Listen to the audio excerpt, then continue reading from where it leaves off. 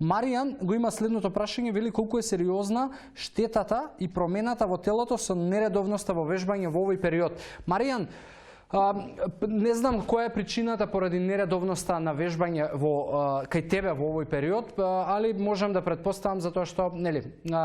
се затворија сите студија, сите фитнес центри, некако особено луѓето кои што можеби сме научени, еве и јас се ставам во оваа група на луѓе кои што сме научени да вежбаме во фитнес центри користејќи различни машини, некако ни дојде шок и се најдовме можеби унебрано за тоа како сега јас да продолжам да вежбам, сум се научил на тотално друга рутина, но повторно не е тоа изговор за да немаш континуитет во вежбање,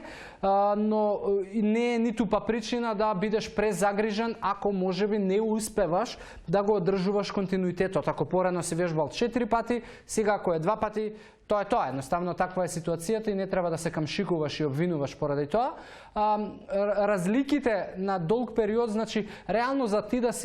да си го упропастиш и да стварно го вратиш наназад многу телото од тоа кај што си стигнат со вежбање, треба барем 6 месеци на неактивност за веќе да биде сериозна промената, иако и после 2 месеци може да се забележат промени. Еве конкретно јас кај себе забележувам промени, но повторно не се камшикувам и тоа го надополнувам со некако наоѓање и пронаоѓање на себе си во нова активност. И лично јас моментално некако сум опседнат со практикување на јога, го правам тоа 2 до 3 пати неделно и еднаш неделно правам функционален фитнес, така да